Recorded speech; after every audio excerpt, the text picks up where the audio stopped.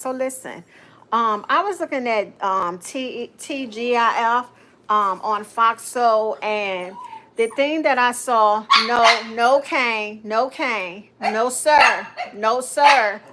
So the thing that I saw, guys, he mad because I put him in his cage. The thing I saw was that they was talking about a story where they showed a young man who recorded himself in a classroom, and he said, so out of 30 of you, only 5 of you know shapes. He said, how many of you know shapes? He said, only 5 of you know shapes. And he recorded it, right? The reason why he recorded it was because he was trying to make a point. He was not trying to be funny. This guy happened to be a teacher that was gay. You can see that he was gay. I don't know if they mistaken him as being flamboyant, or they mistaken him for being, you know, extra or whatever. But the long story short, he recorded that he was in a class with 11, 12 year olds, 13, whatever, and they didn't know shapes, right? And he literally had to apologize because the parents felt like that he was being offensive, or he was being condescending, or he was making, trying to make a point out of the kids. Well, he didn't show any of the kids' faces on the video, but he definitely was making a point that I support. And I want to bring this to your attention, guys. I was a school teacher, right? I taught in Richmond Public Schools for about 7 years, a substitute.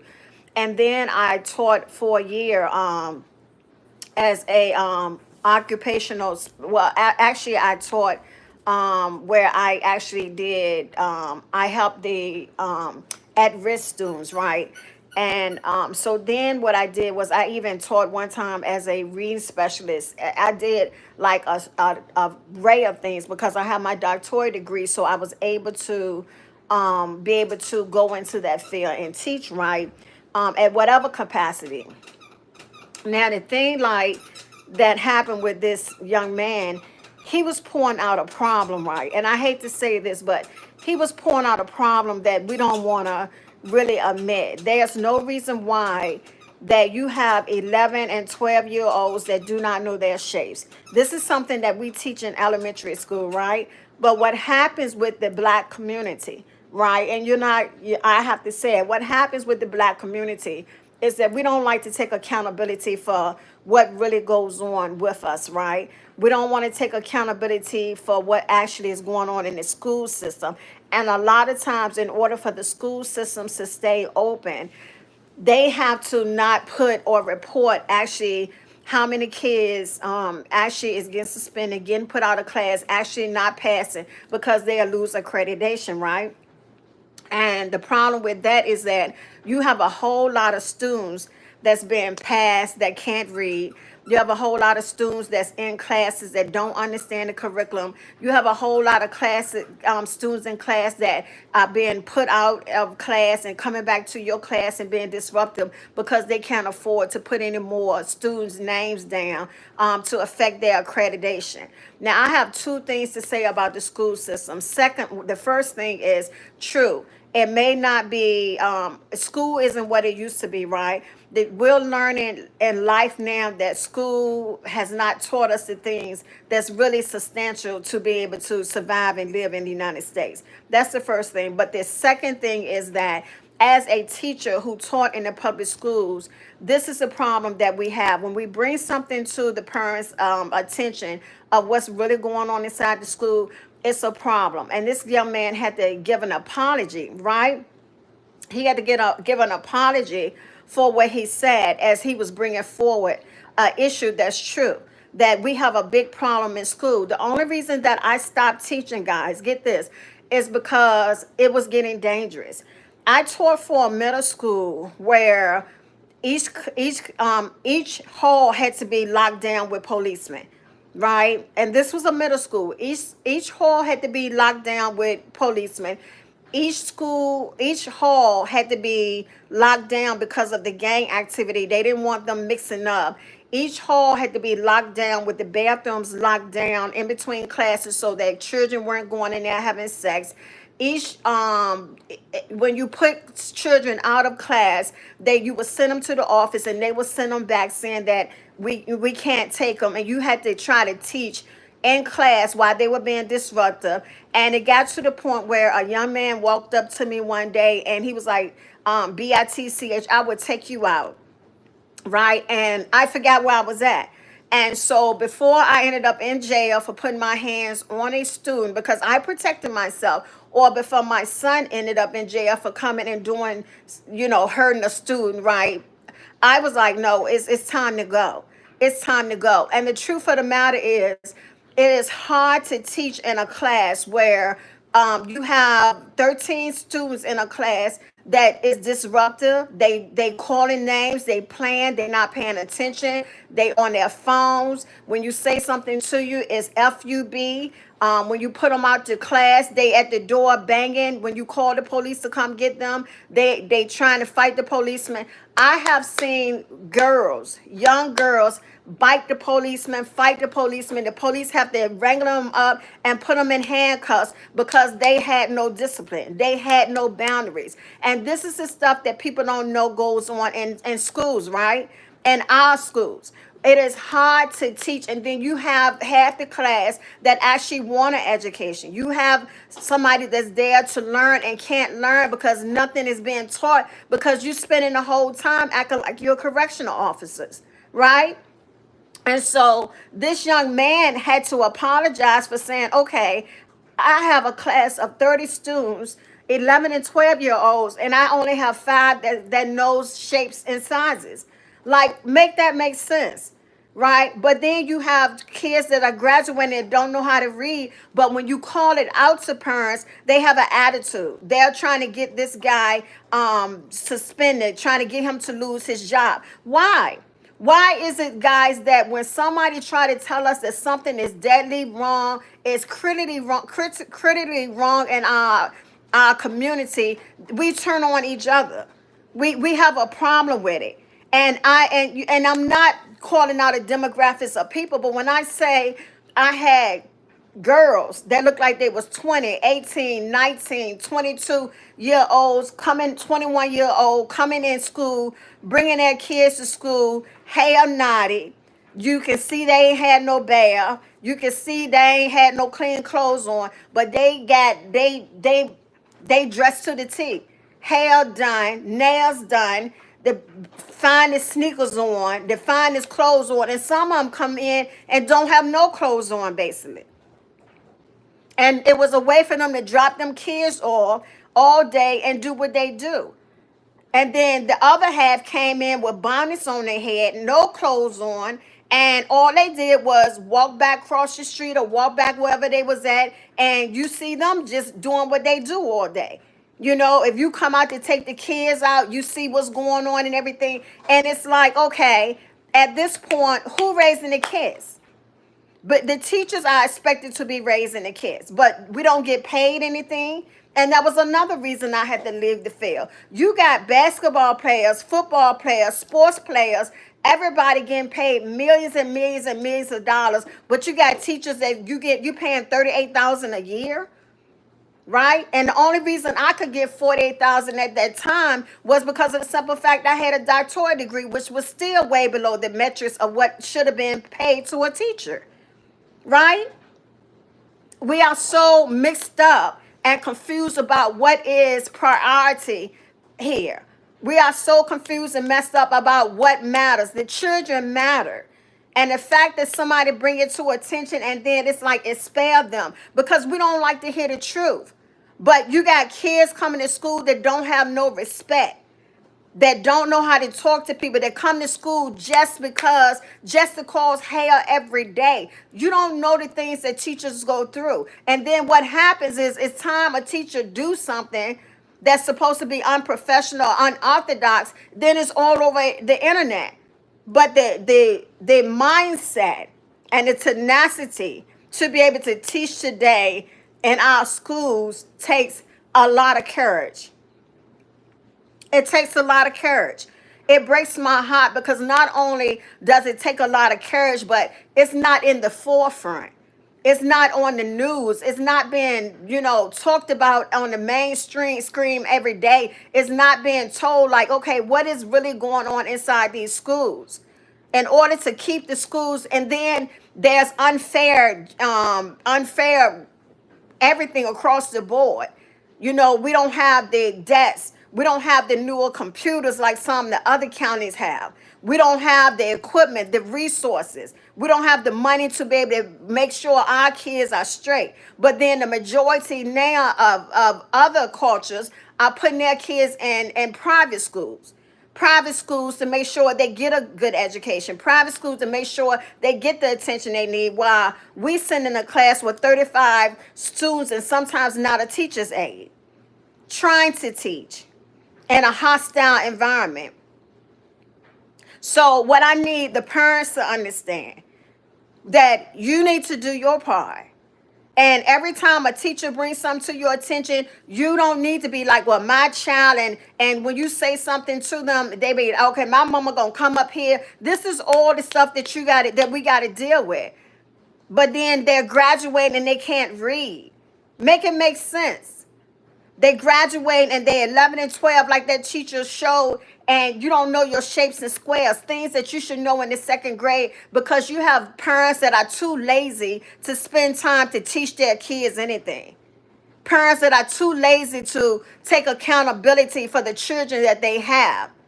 Parents that are too lazy to make sure that you're taking the time to make sure that your children are reading. These kids don't even take report cards home. It's like, why? And then they're being passed on and passed over because the school is afraid of you losing accreditation, because of the fact that they can't really put the numbers down of how many kids will actually, you wouldn't even have half of a class if you really sent kids home and suspending them as they should be. And then you feel sorry for some kids because they don't have a meal unless they go to school.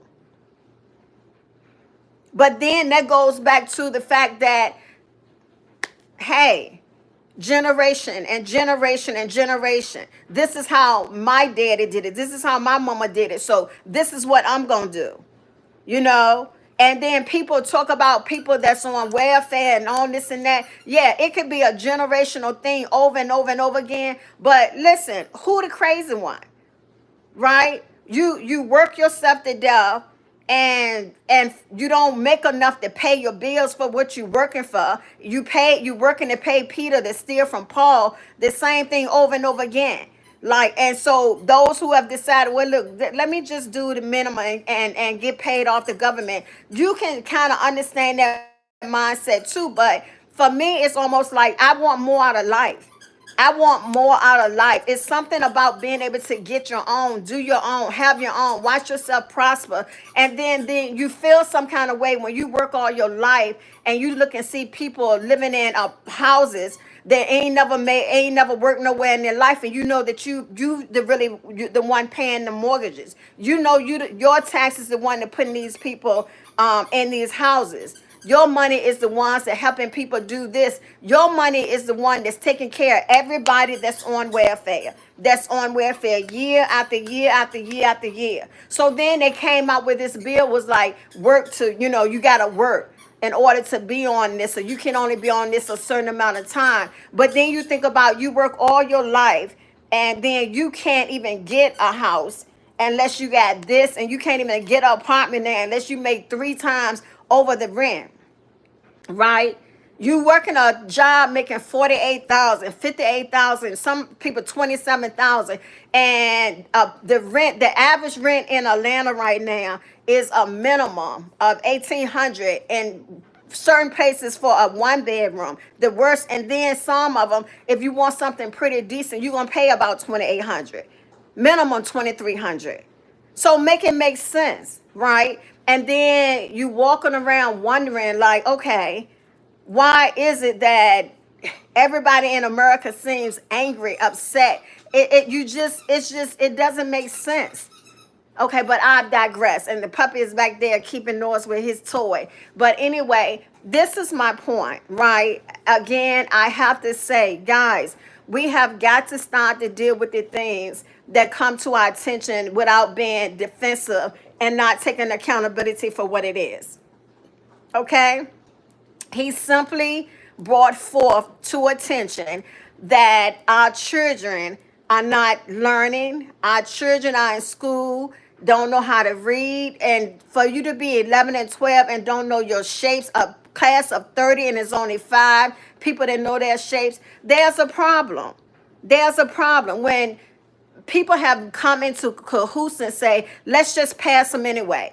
I've seen students, I'm not telling you, that have gone to my class and can't read. And I have to say to myself, how did you get to high school? How did you get to middle school and you don't know how to read? And I think that's why I kind of transitioned 1 year to a reading tutor. And I was trying to teach kids how to read that should have known how to read, right? And it's like, what in the world is going on? If you don't take the time to care about your kids, who do you think gonna care about your kids?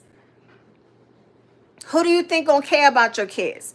Again, I say on all my videos, your spiritual eyes, we have to start praying to God and open our eyes. Because listen, if we don't care about our kids, I need to share the video where the firefighter told the black man, listen, he was like, there are some things I wish I could forget. He was like 80 something years old and he had a birthday and he confessed to this man and told him, as a firefighter, I let so many black people die in fires. He was like, we would act like we was going to these places to help black people. We would let them die in the fire. And he was like, you know, and then we would go back and say they didn't make it. But we really wasn't trying to get there.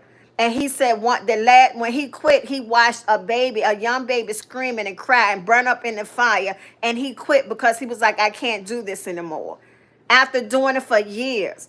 And so who would have ever thought that firemen actually let black people die in fires? This is harsh, but I'm trying to get you to see something. If you don't realize that out of all the noble careers, we would have never thought that firefighters actually let black people die in fires, right? You would have just thought that people would actually do that. Okay, then how about all the hospitals where they're all the mothers that go in for births, and we have the highest mortality rate of all cultures? Why is it that we can't seem to make it out the hospital after having a baby or having surgeries?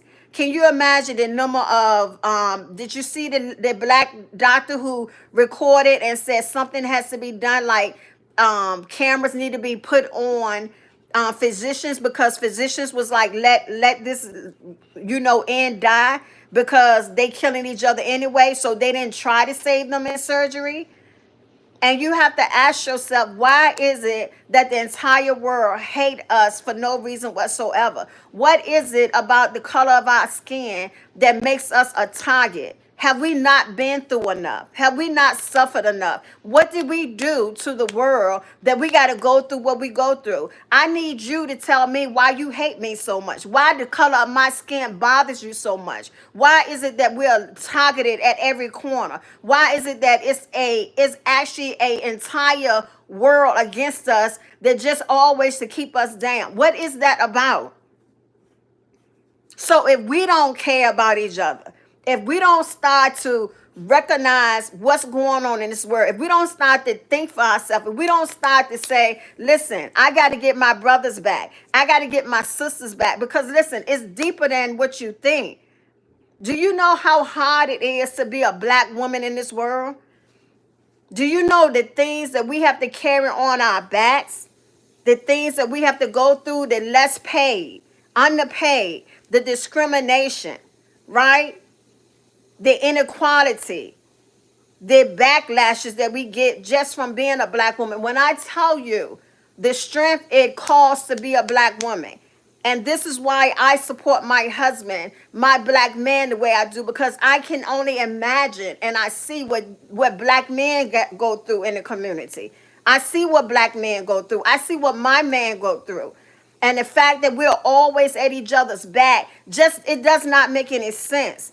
Lately, over the last couple of years, I see more and more black men and women fighting against each other. Where are the black men who used to do this? Where are the black women who used to do this? Well, black men ain't nothing. Well, black women ain't this. Well, I wouldn't want a black. Well, you need to. It's ridiculous, We have been indoctrinated to hate ourselves so much that we not only got the world against us, we got each other, against one another.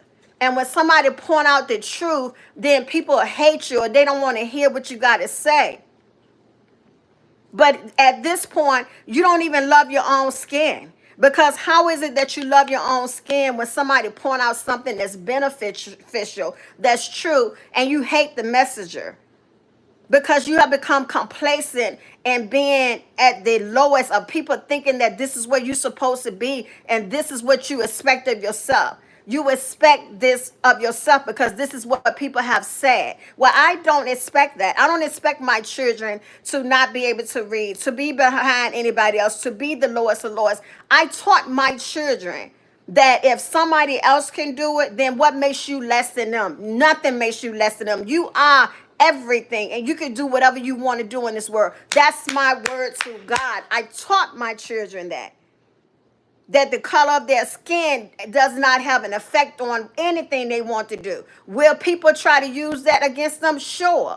But did my kids have to bring home grades that made sense? Sure. Even though for real, everything in the educational system that was taught against us is a lie. Y'all don't even want me to get started on for real, what I could talk about. Right? Everything in the educational system has been a lie to this day about where we come from. And that is why right now, even in Florida, the governor didn't want the educational system of Black history taught at all. At all. Things that will empower our kids about who they came, about Rosa Parks and different people that stood. They don't want any of that taught. Why is that? They rather would continue to teach us the American history about Christopher Columbus, which is a lie as well. Where is that story going to benefit my children and I in the future? Where is it going to benefit your children? But to be able to write, to read, to know shapes and squares, to be able, if you got to build a house for yourself, these are things that will be beneficial. Right? To be able to teach your kids, we have to teach our kids how to bank, how to count, how to, understand economics, things that's going to matter. So the fact that we have classrooms with students that I know for myself that cannot read and count and graduating, it's a problem. It's a problem. And then another thing I need to tell you, parents, especially that have young kids, when you put your kids in school and these kids come in and they can't write their name, and they can't do the thing that's required of them to do when they come into kindergarten, guess what? They are put into the slow class. There have been a lot of little brown kids when I was teaching that was in the slow class. And I had to say to my counter teacher, that child is not slow. That child just has not been taught at home, because once that child was taught, don't you know that child, those children exceeded further than the other kids? We're quick to be thrown into into the slow class, the special ed class. You have to get involved in your children's life, and we have to be accountable for our children as a community. And as a past teacher, I'm telling you, it's a big problem. We need to stop trying to get these teachers expelled and going off on the teachers and being angry at teachers for telling the truth. Get up off your lazy butts and teach your children. Get off your butts and help your children. And can't nobody say, oh, what did you do? I spent 7 years plus in a career that I was not my career because I had a heart to help the children. But I'm going to be honest with you. With my condition, it got to a point that it was just too stressful for me. And those who do it for the love of our children. But we need to be paid more. They need to be paid more. They need the support of the community and of the parents to make a difference. Because again, that story I told you about firefighters and men that they let a whole lot of Black people burn up in fires. I hate to say it, but it's a wake-up call to let people know, if we don't start to care about ourselves, who's supposed to care for us? If you haven't seen that we have the world against us, I don't know what else is going to need to happen for you to see it. But I need you to know one thing before I get off this, and that's God is bigger. God is bigger. He gave us the ability to do something, to take authority over this earth. And again, like I've said in my other videos, that's what we need to do. Guys,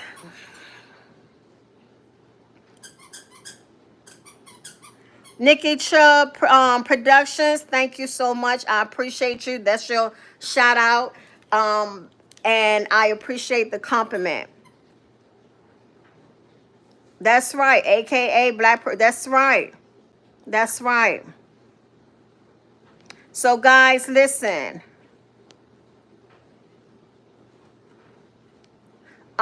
Two turning, you might have been the only one at the time, but these videos, they are replayed. They are replayed. So I don't wait till a lot of people jump on to start talking, because yeah, I just don't. When I get off, it'll show like 25 people looking, 30 people viewed at the time, but then it goes back and I repost it from private to public so additional people can see it. So it doesn't really matter if everybody jump on at the time that I'm giving it. It's more about the message. So this is Dr. Michelle. You guys be blessed. I have to go. Catch me again. Set your notifications. If you have not subscribed to the channel, subscribe to the channel. All right, be best. Bye.